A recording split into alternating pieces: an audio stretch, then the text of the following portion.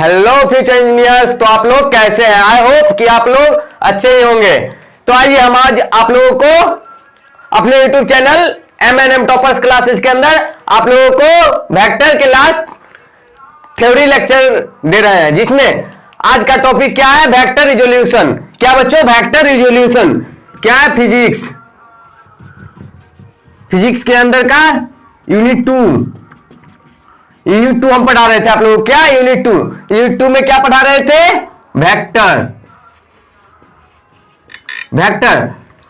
Vector में आप लोगों को क्या सब बता चुके हैं? वेक्टर क्या है, स्केलर क्या है, इससे रिलेटेड सारी जानकारी दे दी है। उसके बाद सदिश के प्रकार के बारे में समझे। उसके बाद सदिश के जोड़, सदिश को कैसे जोड़ेंगे, इसके बारे में अब तक समझ चुके हैं। अब हम लोग इससे आगे क्या पढ़ेंगे बच्चों? वेक्टर रिजोल्यूशन, सदिश के वियोजन। क्या? सदिश के वियोजन। आप पहले क्या सदिश को जोड़े, आप क्या पढ़ेंगे? सदिश के वियोजन। सदिश के वियोजन को सदिश के वियोजन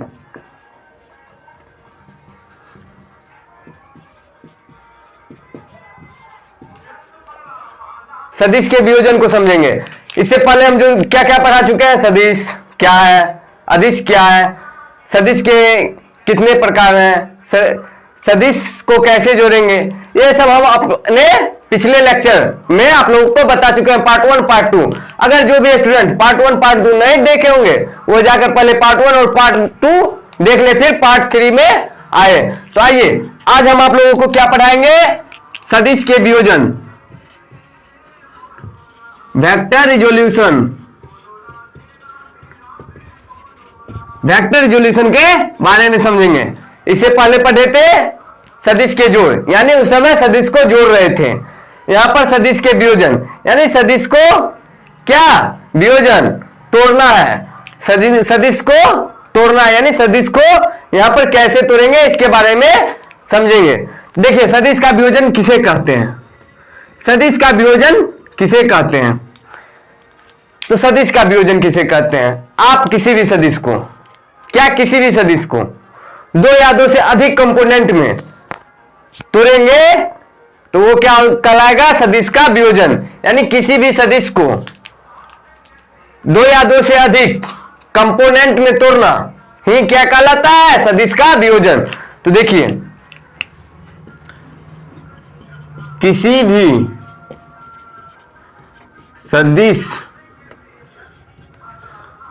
सदिश को दो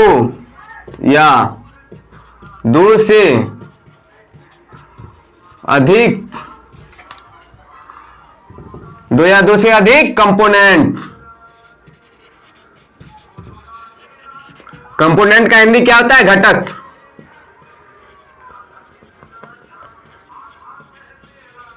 दो से अधिक घटकों में तोड़ना। क्या? किसी भी सदिश को दो या दो से अधिक कंपोनेंट में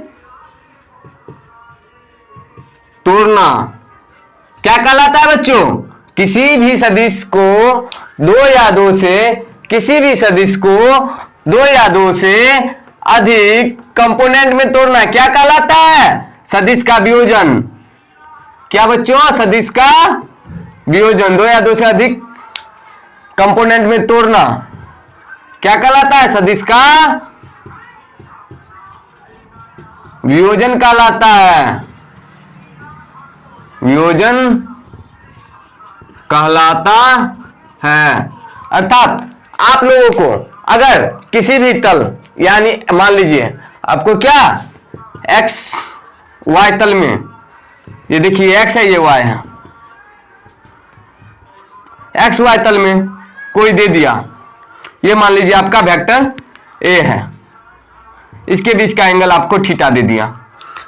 आपको पूछेगा इसका वेक्टर रिजोल्यूशन बताइए, यानी इसका वेक्टर, इस वेक्टर को कैसे तोड़ेंगे? तो इस वेक्टर को x कंपोनेंट y कंपोनेंट में तोड़ेंगे। क्या? x कंपोनेंट y कंपोनेंट में। तो ये क्या x y तल में, आपको x y z में दे देगा। तब पूछेगा फिर उस पे तोड़ेंगे। तो देखिए पहले हम आप लोगों को बतला रहे हैं कैसे इसको तोड़ेंगे। मान लीजिए आपके पास दो वेक्टर दे दिया, क्या बच्चों, दो वेक्टर।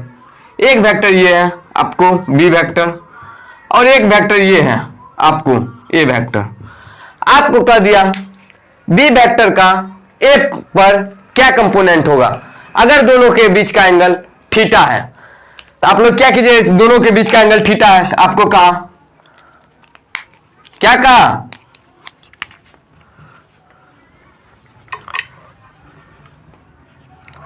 यदि ए वेक्टर तथा ए तथा बी दो सदिश हैं तो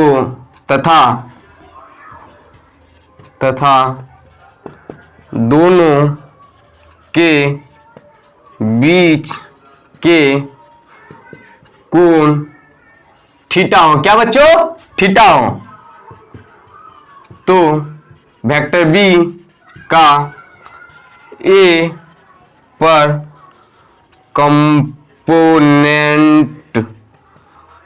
क्या होगा।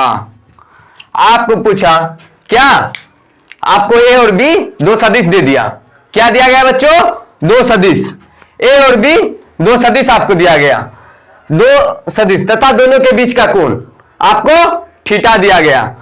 तो बी और ए के कंपोनेंट आपसे पूछा, क्या, बी और ए के कंपोनेंट।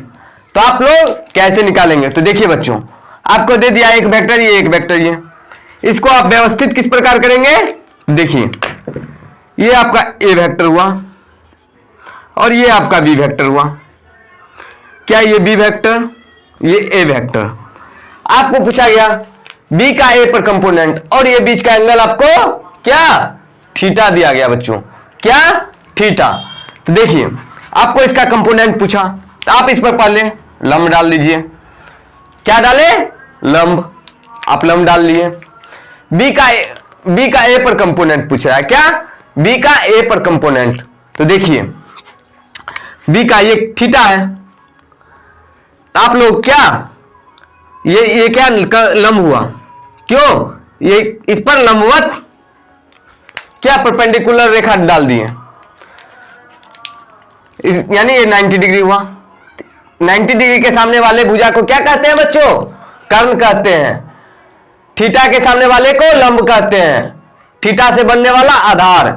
तो देखिए आप लोग कर्ण और आधार से रिलेटेड फॉर्मूला कौन कौन सा है, कर्ण और आधार से रिलेटेड कॉस थीटा है और सेक थीटा है।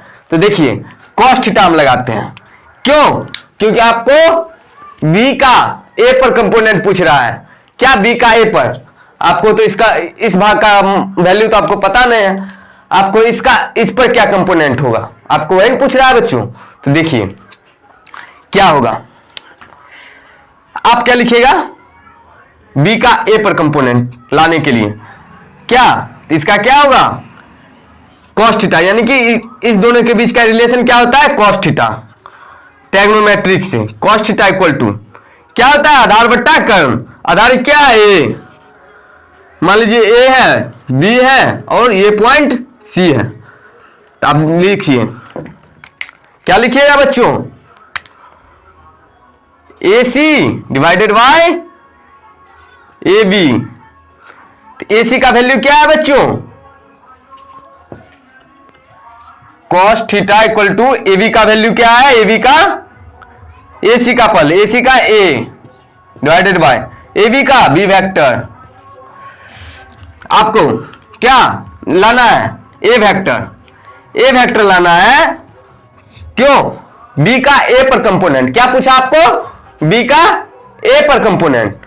तो देखिए ए पर कंपोनेंट क्या होगा, यानी ए का वैल्यू, ए का वैल्यू होगा बी, क्या है बच्चों, ये बी, ए को इस पर रखे और इस दोनों को क्रॉस मल्टीप्लीकेशन कर दें। यहां देखिए एक, इसको किए तो एक, इसको किए तो बी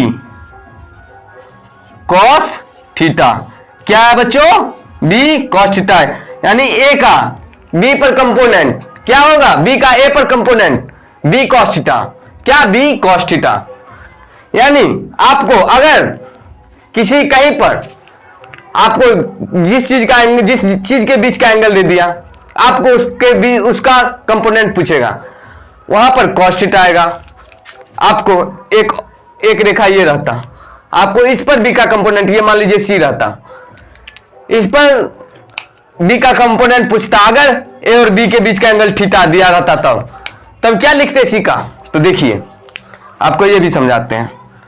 पहले आप इतना तक पहले स्क्रीनशॉट ले लीजिए, फिर अगला स्लाइड में हम आपको इसके बारे में भी समझाते हैं। पहले आप इतना तक स्क्रीनशॉट लीजिए, फिर हम आगे बढ़ेंगे।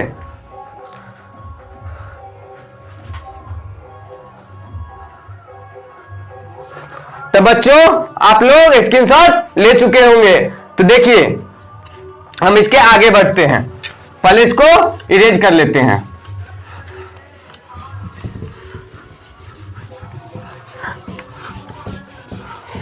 देखिए इसको यहीं पर रहने देते हैं, आपको अगला चीज को पहले समझाते हैं। क्या आपको क्या बतला है? एक बी वेक्टर दिया है, एक ए वेक्टर भी दिया है। आप इसको निकालें, इस दोनों के बीच का कोण थीटा दिया। आपको एक सी वेक्टर भी दे दिया। क्या बच्चों? C vector. आपको क्या? सी वेक्टर दे दिया। तो आप क्या कीजिएगा?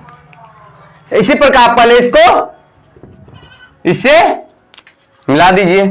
यहां पर भी आपको लंब हो गया, आपको ये सी वेक्टर है। क्या? ये भी यहां पर लंब हो गया, लंब हो गया। ये क्या एंगल? ये थीटा है और यहां पर भी लंब है, तो ये 90 माइनस थीटा। क्या? 90 माइनस थीटा। या फिर इसके पैरेलल ये है, आप इसको थीटा ले लीजिए। आप इस एंगल को कहीं पर बढ़ा या घटा सकते हैं, क्योंकि आप अपने हिसाब से कंपोनेंट ले सकते हैं। देखिए ये थीटा है, आपको ये दिया हुआ है, और ये सी वेक्टर दिया हुआ है। क्या बच्चों? C vector. आपको क्या लगा? बी का सी पर कंपोनेंट। क्या? बी का सी पर कंपोनेंट, बी का सी पर कंपोनेंट। ये 90 है, ये थीटा है। क्या बच्चों? ये थीटा है और ये 90 है। आपको ये थीटा और ये 90 है, तो ये आपका क्या आ गया? 90 माइनस थीटा। क्या बच्चों? 90 माइनस थीटा। आपको ये कंपोनेंट लाना है, आपको ये एंगल आपको थीटा पता है, थीटा। इसके सामने वाला ये लंब हुआ, ये आधार हुआ, और ये कर्ण हुआ।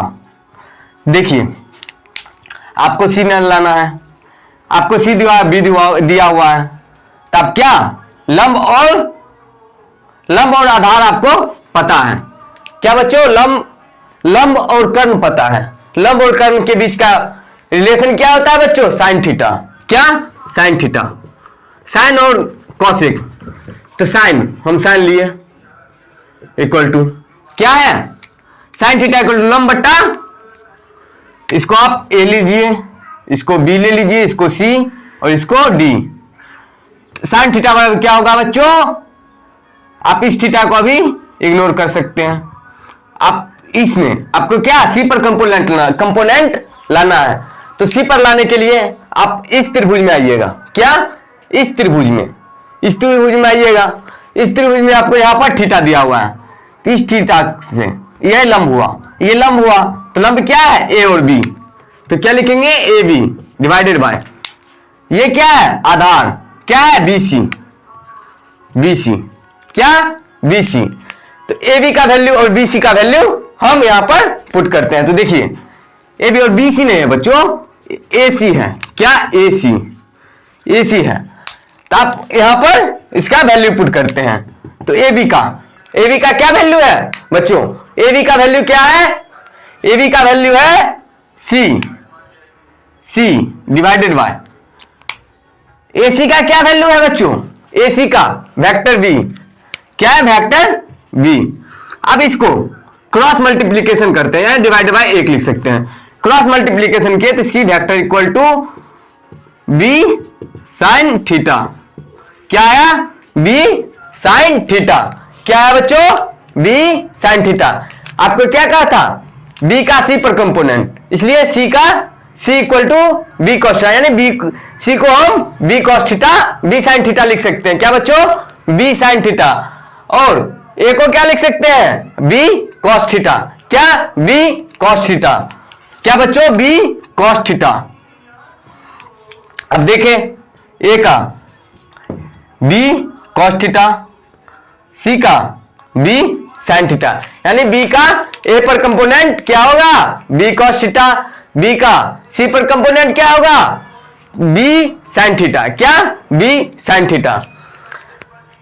आप करेंगे सर इसी तो एक्स वाई कहेंगे। क्या? X Y. आप एक्स वाई आप अपने सुविधानुसार क्या कंपोनेंट ले सकते हैं, कहीं भी एक्स कहीं भी वाई लिख सकते हैं। आप इसको भी अगर एक्स लिखकर इसको वाई लेकर बनाइएगा तो आपको सॉल्यूशन आ जाएगा। क्या सर ये तो ये हुआ? हाँ यही हुआ। और ये आपका बी कंपोनेंट है और इसको इसका एंगल दे दिया थीटा। आपको एक्स कंपोनेंट वाई कंपोनेंट आपको पूछ दिया, एक्स कंपोनेंट वाई कंपोनेंट। तो बी का एक्स कंपोनेंट क्या होगा? B cos theta. बी का y component B sine theta होगा बच्चों। क्या? B sine theta. यानी ये क्या हुआ? X y plane, x y plane का ये आपको ओवरव्यू हुआ। क्या? एक्स वाई प्लेन का ओवरव्यू। इसी प्रकार आपको किसी भी क्वेश्चन में, क्या बच्चों? किसी भी क्वेश्चन में दिया रहेगा तो आप इस तरह से आप कंपोनेंट निकाल सकते हैं किसी भी चीज का। तो आप पहले इतना तक स्क्रीनशॉट ले लीजिए, फिर हम आगे बढ़ते हैं। तो बच्चों आप लोग अब स्क्रीनशॉट ले चुके होंगे। क्या बच्चों? स्क्रीनशॉट ले चुके होंगे। तो आइए हम आगे बढ़ते हैं। पहले हम इसको इरेज कर लेते हैं। अब देखिए एक्स वाई तल में आपको क्या, आपको एक ओवरव्यू दिए। आपको अगर एक्स वाई तल में दिया रहेगा तो आप डायरेक्ट कैसे लिखिएगा, आइए हम आपको लिख कर समझा देते हैं। तो देखिए बच्चों, आपको किसी भी एक्स वाई तल में, किसी भी एक्स वाई तल यानी एक्स वाई प्लेन में आपको मान लीजिए ए वेक्टर दिया हुआ है। क्या? ए वेक्टर। आपको एक्स वाई तल में वाई और एक्स वाई तल में आपको कोई वेक्टर ए दिया हुआ है और इसको एक्स के साथ या वाई के साथ आप किसी के साथ आप ले लीजिए एंगल। हम ले लिए यहां पर एक्स के साथ एंगल, एक्स के साथ एंगल लिए थीटा। तो इसका एक्स कंपोनेंट और वाई कंपोनेंट क्या होगा? तो एक्स कंपोनेंट और वाई कंपोनेंट निकालेंगे। तो इस पर पहले लंब डाल दिए, दोनों एक्स एक्सिस पर और वाई एक्सिस पर किसके साथ? वेक्टर ए के साथ लंब डाल दिए। और आप इसको ओ पॉइंट ले लीजिए, इसको ए ले लीजिए, इसको बी ले लीजिए और इसको सी ले लिए।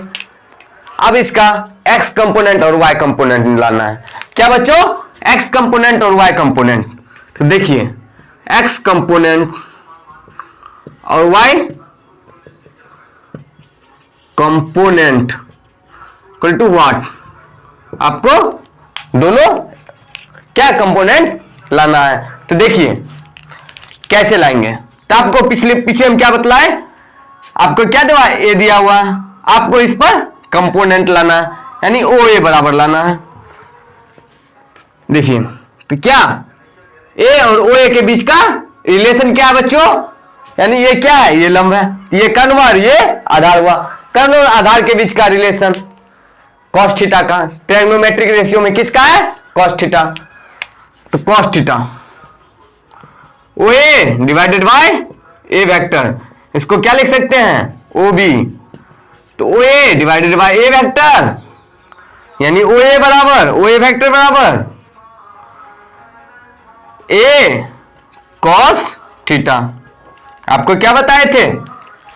जिसके साथ एंगल बना रहेगा उस पर का कंपोनेंट क्या होता है? कॉस थीटा के साथ होता है और अपोजिट वाला साइन थीटा के साथ। तो देखिए पहला आपको क्या cos थीटा के बीच का रिलेशन आ गया। अब आपको देखिए, आपको OC लाना है, OC लाना है। आपको दिया क्या है, OB, ये क्या है थीटा, तो ये क्या होगा थीटा, तो ये क्या होगा लंब, और ये आधार, और ये कर्ण, कर्ण होगा। तो आपको क्या क्या दिया हुआ है, आपको लंब लाना है और कर्ण दिया हुआ है। लंब और कर्ण के बीच का रिलेशन क्या होता है बच्चों, ट्रिग्नोमेट्रिक रेशियो में साइन का। देखिए साइन थीटा इक्वल टू क्या, OC divided by OB, OC divided by OB, तो OC divided by OB, OC divided by OB का क्या वैल्यू है, A। आप OC बराबर क्या लिख सकते हैं बच्चों, A साइन थीटा, क्या बच्चों, A साइन थीटा।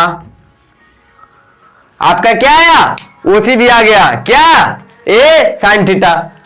आपको पीछे जो बतलाए थे सेम उसी प्रकार से क्या, ये भी रिलेट कर गया, क्या बच्चों, ये भी रिलेट कर गया।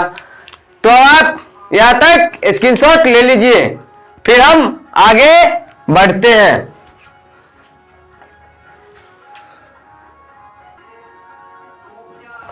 तो बच्चों आप लोग अब स्क्रीनशॉट ले चुके होंगे, क्या बच्चों, स्क्रीनशॉट ले चुके होंगे। तो आइए हम अब आगे बढ़ते हैं। तो अब यहां पर आप लोगों का क्या, वेक्टर रिजोल्यूशन, आपका क्या टॉपिक का नाम था, वेक्टर रिजोल्यूशन, यानी सदिश के वियोजन।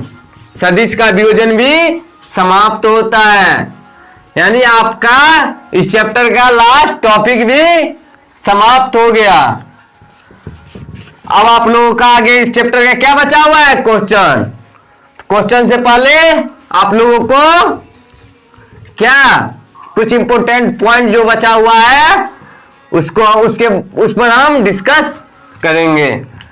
तो देखिए आपका अब 2 पॉइंट और हम बताएंगे।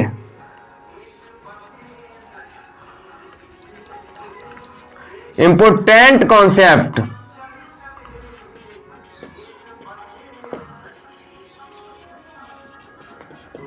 आपका क्या इंपॉर्टेंट कॉन्सेप्ट,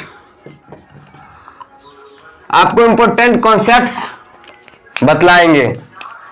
इंपॉर्टेंट कॉन्सेप्ट में देखिए आपको 3 सदिश, इक्वल सदिश दे दिया, उसका परिमाण, उसका परिणाम ही कहेगा कब शून्य होगा। अरे 3 सदिश का, 3 सदिश कोई भी दे दिया, ये है, बी है, सी है आपका, और ये तीनों का परिमाण समान है, क्या परिमाण समान है। तब पूछे आपका इसका परिणामी शून्य कब होगा, किस कंडीशन में।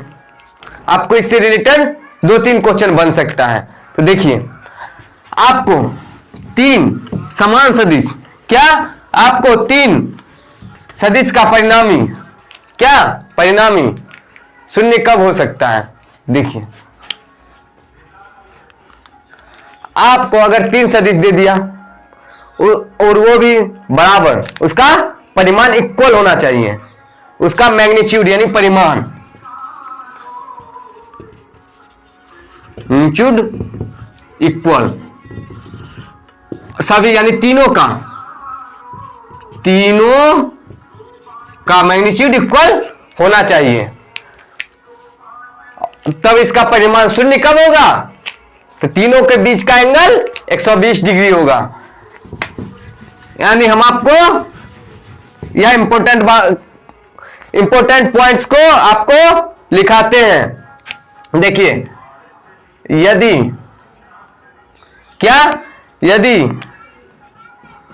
3 सदिशों का परिमाण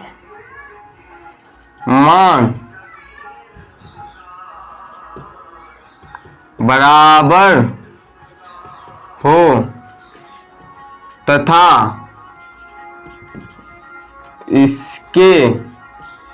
इसके क्या बीच के कोण 120 डिग्री हो, तो क्या इसके बीच का कोण 120 डिग्री हो, तो इसका या तीनों सदिश का यदि तीन सदिशों का परिमाण बराबर हो तथा इसके बीच का कोण 120 डिग्री हो तो तीनों सदिश का परिणामी क्या होगा बच्चों? शून्य होगा। क्या होगा? शून्य होगा। क्या होगा बच्चों?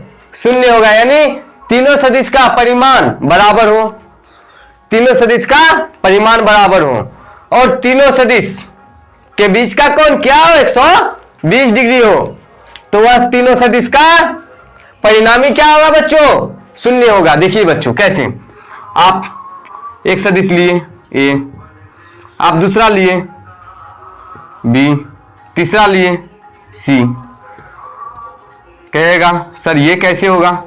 0। आप तीनों ले लिए, आप इस तरह से भी लिख सकते हैं इसको, क्या? एक ये ए, दूसरा क्या ये हुआ।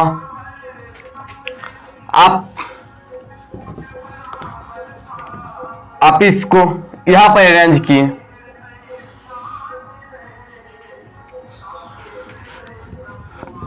देखिए आपको ये 120 डिग्री हुआ, फिर आप यहां लिए इस दोनों का बीच 120 डिग्री और इसके बीच 120 डिग्री, तो आप क्या इसको लिए, ये क्या आपको बी वेक्टर हुआ। बी वेक्टर क्या नहीं, आपको हम क्या बताएं? वेक्टर को किसी स्थान से दूसरे स्थान पैरेलली शिफ्ट कर सकते हैं। क्या हम पैरेलली इसको शिफ्ट कर दिए यहां, अब इसको पैरेलली शिफ्ट करते हैं, पैरेलली शिफ्ट किए तो यहां हुआ क्या बच्चों? आपको ये सी वेक्टर हुआ। आपको क्या बतलाए थे बहुभुज नियम में?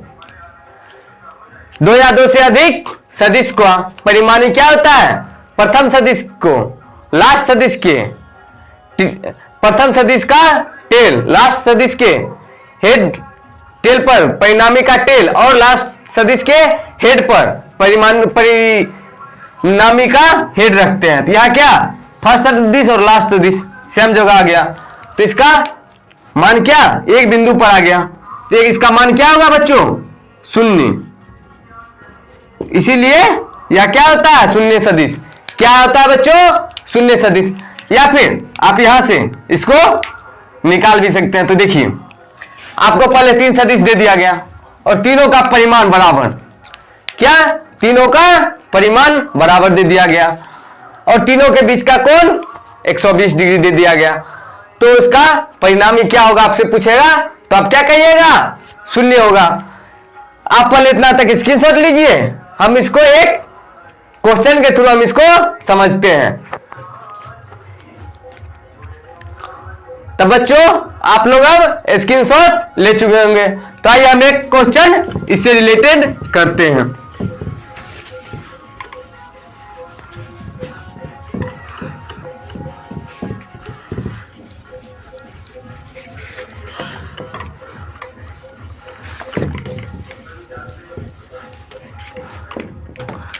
क्वेश्चन, आपको क्वेश्चन दे दिया है, यदि तीन सदिश ए, बी और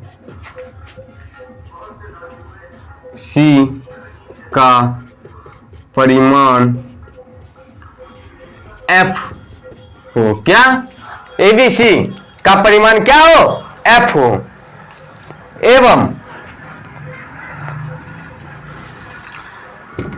एवं तीनों सदिश के बीच का कोण 120 डिग्री हो। यदि तीन सदिश ए, बी और सी हो और जिसका परिमाण क्या हो? एफ हो, एफ परिमाण ले लीजिए या एक्स ले लीजिए आप, एक्स हो और क्या तीनों सदिश के बीच का कोण आपको 120 डिग्री दिया गया हो, तो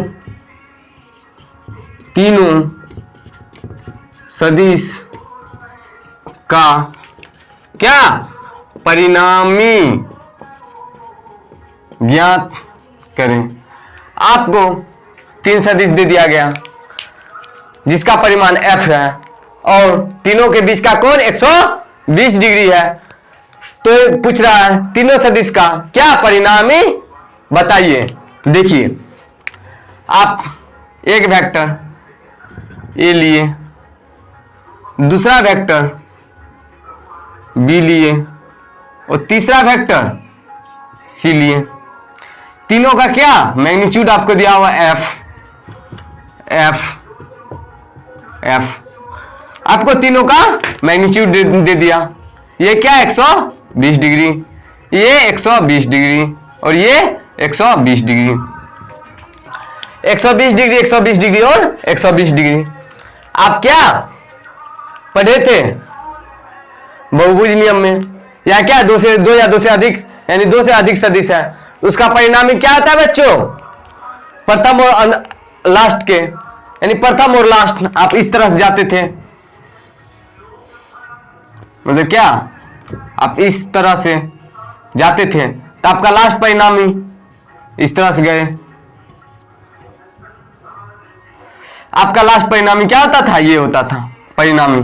कैसे निकालते थे, तो पहले इसको इससे, फिर इसको इससे, इसको इसके, यानी सबको मिलाकर निकालते थे। तो देखिए इसमें क्या पहले इसको इसके इसका इस दोनों के परिणामी निकालेंगे और फिर तीसरा के बीच का परिणामी निकालेंगे, आपका परिणामी आ जाएगा। तो देखिए पहले इस दोनों के क्या आप रिजल्टेंट आर बराबर फॉर्मूला क्या पढ़े हैं, root under A square plus B square plus 2ab cos theta. यहां पर ए का वैल्यू क्या है एफ स्क्वायर प्लस बी का value F square plus 2f into cos 120 degree. आपको 120 डिग्री का क्या वैल्यू पता है, कॉस 120 डिग्री का वैल्यू क्या होता है बच्चों, -12। तो आप उसको पुट कीजिए root under 2f square plus 2f square into 1/2 को वो भी माइनस में, इसको काट दिए, कट गया। कटने के बाद क्या बचा, ये -1 का एफ स्क्वायर से गुना करेंगे तो क्या होगा बच्चों, f square root under 2f square minus f square equal to root under f square equal to f, क्या इक्वल टू एफ आया। उसके बाद इसका तो इस दोनों के बीच का रिजल्टेंट ए और बी का रिजल्टेंट एफ आ गया, ये आर था, इसका भी एफ आ गया। ये देखिए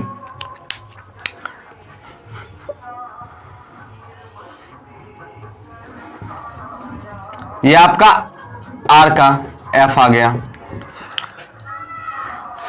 अब कहिए सर इस दोनों के बीच का एंगल क्या होगा, देखिए आपको पता होगा दो इक्वल सदिश के यानी दो बराबर सदिश का परिणामी का एंगल जो होता है उसका एंगल उस दोनों को डिवीजन मतलब कि एंगल बाइसेक्ट के बराबर होता है, यानी दोनों एंगल बराबर होता है। तो यानी यहां पर 60 डिग्री और 60 डिग्री होगा।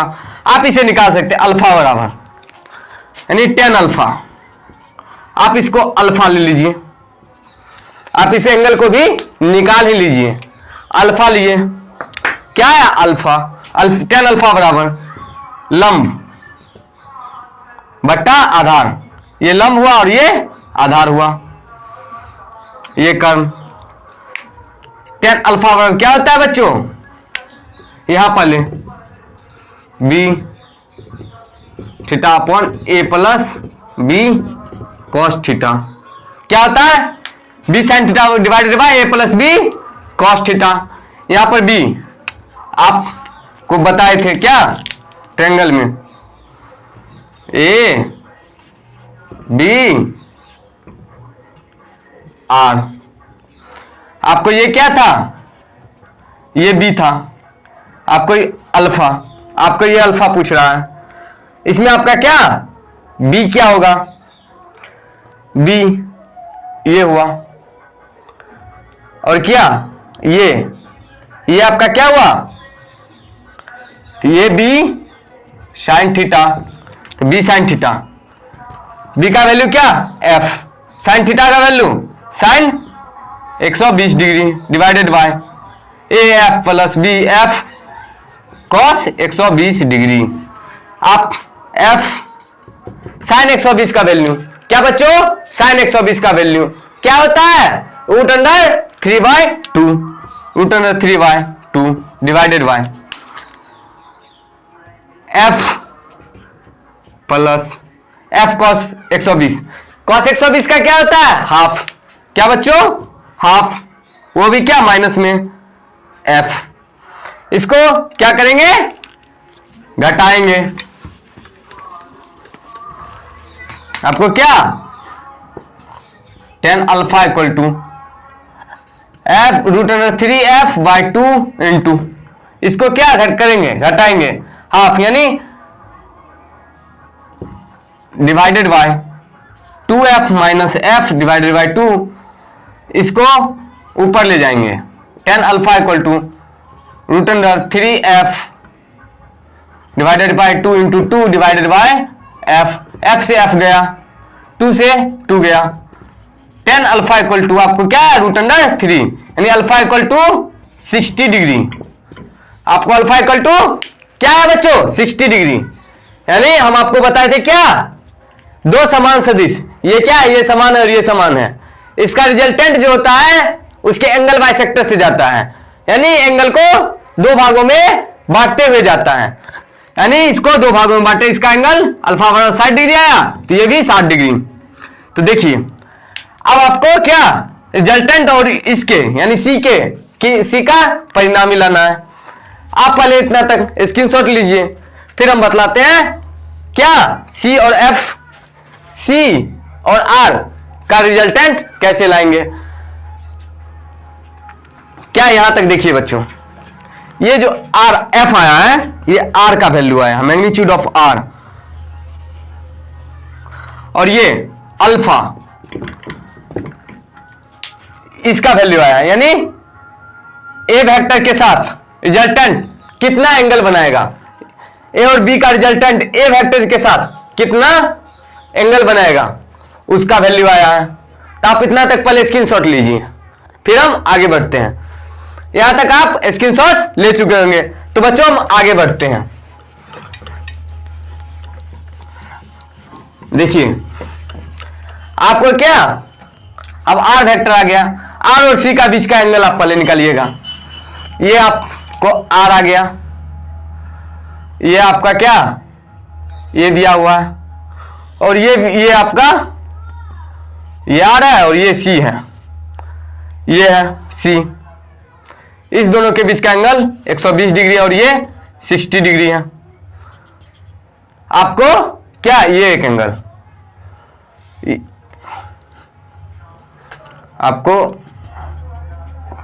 ये आपको 60 है और इस दोनों के बीच का कोण 120 डिग्री है।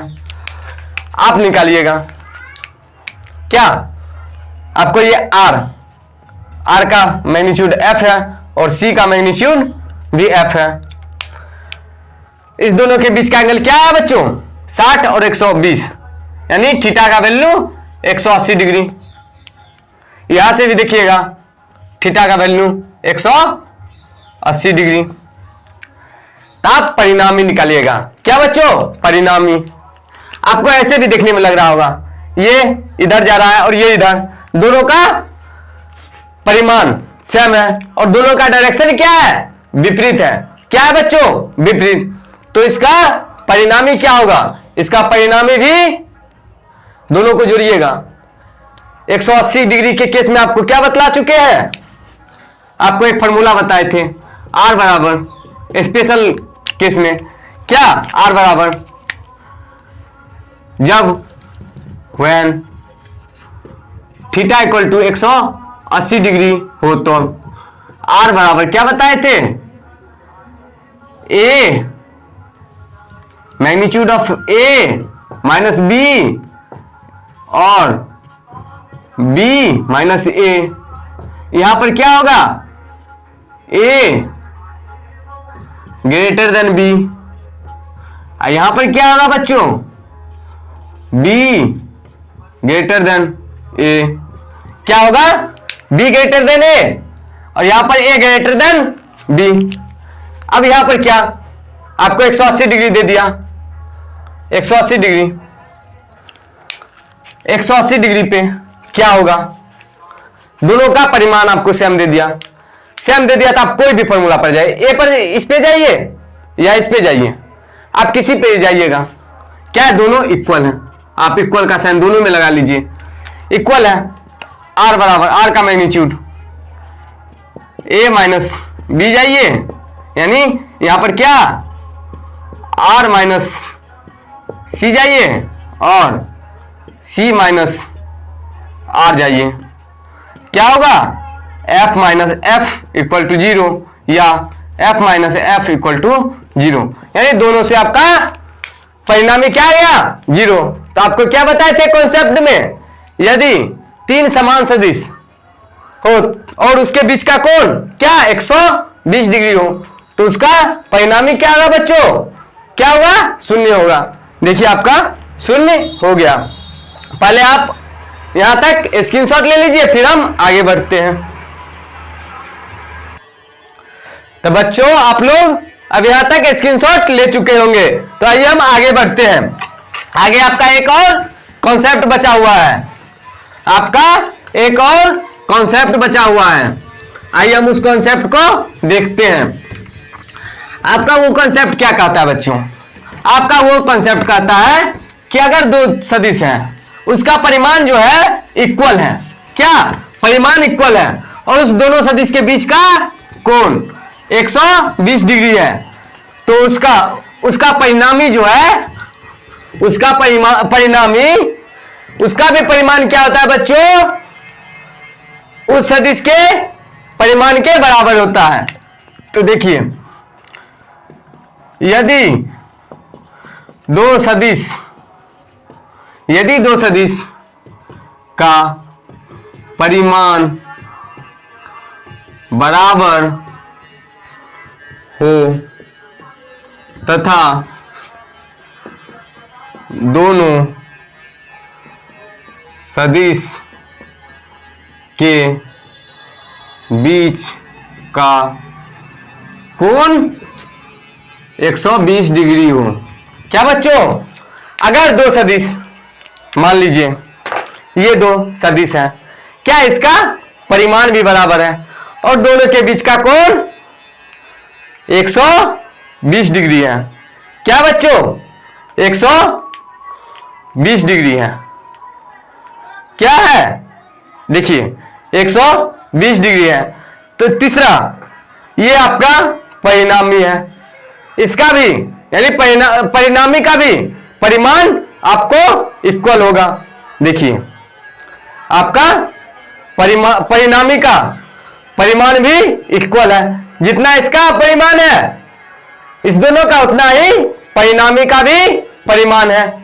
और परिणामी और किसी भी सदिश के बीच का कोण क्या होगा, दोनों सदिश के एंगल बाइसेक्टर के बराबर होगा। देखिए इस दोनों का डिस्टेंस और इस दोनों का डिस्टेंस इक्वल है, इसलिए इसका परिमाण तो बराबर होगा, साथ ही इसका इस दोनों के बीच का एंगल दोनों सदिश के एंगल के बाइसेक्टर के बराबर होगा, यानी 60 डिग्री।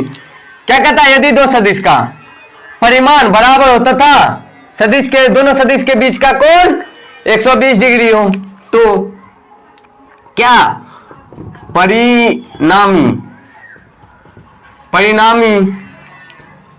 का परिमाण क्या होगा, उस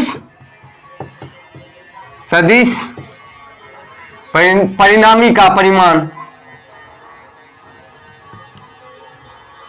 उन दोनों सदिश के परिणामी उन दोनों सदिश के परिमाण के बराबर होगा। क्या होगा? बराबर होगा। तथा, और क्या? तथा सदिश और परिणामी के बीच का कोण क्या होगा बच्चों? सदिश और परिणामी के बीच का कोण, सदिश और परिणामी के बीच का कोण और सदिश और परिणामी के बीच का कोण, क्या बीच का कोण? दोनों सदिश के बीच के कोण के बाइसेक्टर के बराबर होता है। अर्थात क्या? अर्थात आपको दो सदिश मान लिए ए और बी, ए और बी के बीच का एंगल आपको 120 डिग्री दिया हुआ है, तो आपको ए और आर रिजल्टेंट के बीच का एंगल 60 डिग्री हुआ, या बी और आर के बीच का एंगल 60 डिग्री होगा। क्या बच्चों? 60 डिग्री होगा। ये आपका नेक्स्ट क्या था? नेक्स्ट कॉन्सेप्ट था आपका इस चैप्टर का। क्या? यह कॉन्सेप्ट भी समाप्त हो गया। क्या? कॉन्सेप्ट भी समाप्त हो गया, यानी आपका सदिश और अदिश का थ्योरी लेक्चर यहां पर क्या होता है? समाप्त होता है। आपको क्या बचा है इस चैप्टर का? सिर्फ और सिर्फ क्वेश्चन। क्या? सिर्फ और सिर्फ क्वेश्चन कराना। आपको इससे रिलेटेड क्वेश्चन आपको नेक्स्ट वीडियो में दिए जाएंगे, जिसमें आपको सिर्फ और सिर्फ क्वेश्चन रहेगा, जिसमें आपको एक भी थ्योरी की एंट्री नहीं होगी। यानी आपका नेक्स्ट क्लास क्या होने वाला है बच्चों? Only question, most important question, जिससे आपको एग्जाम में इस चैप्टर का क्वेश्चन टकराना ही टकराना है। तो आइए, आपका क्या टॉपिक यहां पर क्या होता है? समाप्त होता है। कौन सा टॉपिक? क्या? थ्योरी। थ्योरी का टॉपिक समाप्त होता है। अब आपको क्या बचा बच्चों? क्वेश्चन कराना। क्वेश्चन आपको नेक्स्ट क्लास में कर दिए जाएंगे। आपको यहां तक वेक्टर का थ्योरी आपको क्या? 3 पार्ट, पार्ट 1, पार्ट 2, पार्ट 3। आपको बेसिक से क्या? बेसिक से हाई लेवल तक जो आपको पढ़ना था उतना तक में आपको 3 लेक्चर में आपको थ्योरी क्लास हुआ। अब आपका क्वेश्चन क्लास एक क्लास होगा, जिसमें आपको सिर्फ और सिर्फ 25-30 क्वेश्चन आपको कराए जाएंगे, वो भी most important VVI for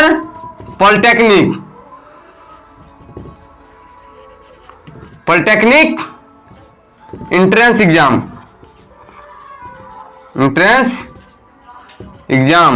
2023 most important question कराएंगे। क्या? Most important question. तो आप इस क्वेश्चन को करने से पहले आप तीनों पार्ट को अच्छे से देखें, समझें, और इसमें जितना भी फॉर्मूला आपको लिखा है उस फॉर्मूला को एक जगह लिख कर याद कर लें, क्योंकि आपको नेक्स्ट क्लास में जो क्वेश्चन होगा उसमें फॉर्मूला से रिलेटेड, थ्योरी से रिलेटेड सारी जितना हो सकता है क्वेश्चन मोस्ट इंपोर्टेंट में, वो सारा क्वेश्चन आपको कराया जाएगा। इतना तक आप लोग पहले कॉन्सेप्ट को पूरा समझ ले, फिर आप लोग तैयार रहे। आपका अगला क्लास किस चीज का?